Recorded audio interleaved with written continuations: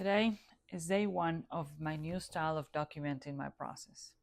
I'm going to start doing videos just like this, simple, no more scripting, no more preparing, no more being perfect. We're just going to talk about what's really going on.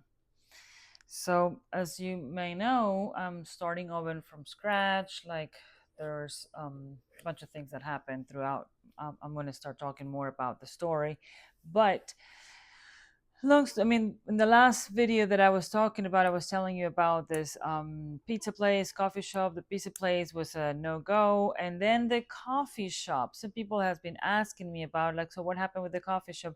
Well, I was talking to a friend of mine that is a barista. She's actually like, if I was going to do a coffee shop, I was going to do it with her.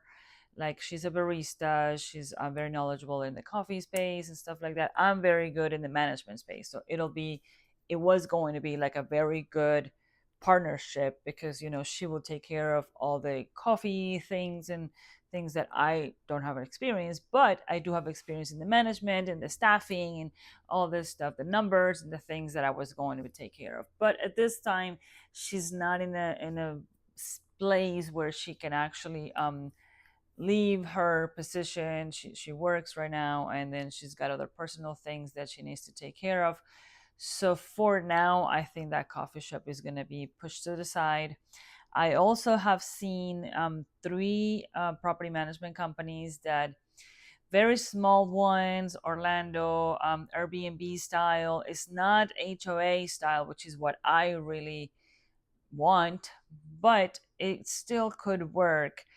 Um, one of them is a definitely no go. The numbers would not work at all, but one of them, it might work if we do an LOI with a very low ball offer, which is my partner and I were talking about that. We're having a meeting on Friday with the broker again. We had a meeting with the broker last week, and I met the seller, and then we found out the seller needs to sell because she's from England. She wants to move back to England.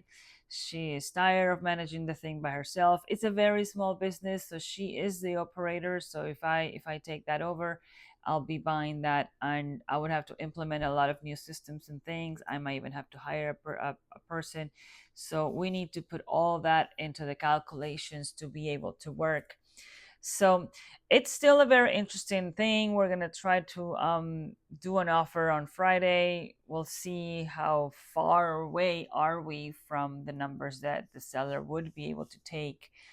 Um, but yeah, I mean, we're still looking at that. I also look at an embroidery business that was not a good thing.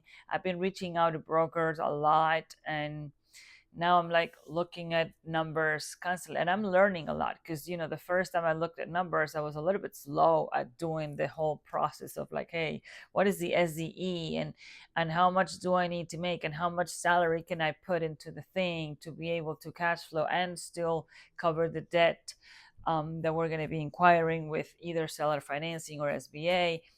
So all that is a very, very interesting process. I'm actually loving the process, honestly, because I do like that part of like numbers. Like that has been my management skill. It's in the numbers. It's in the tweaking here, tweaking there, and like, what if we put 10% down? What if we put 5% down? What if the seller can carry 10% and we can do SDA loan for like 80%? What if the FBA loan is maybe 50%, and then we can have the seller carry another 40%, and we only come up with like 10? Like, all these scenarios, I've been learning to work with these scenarios, and I enjoy it. I actually liked it.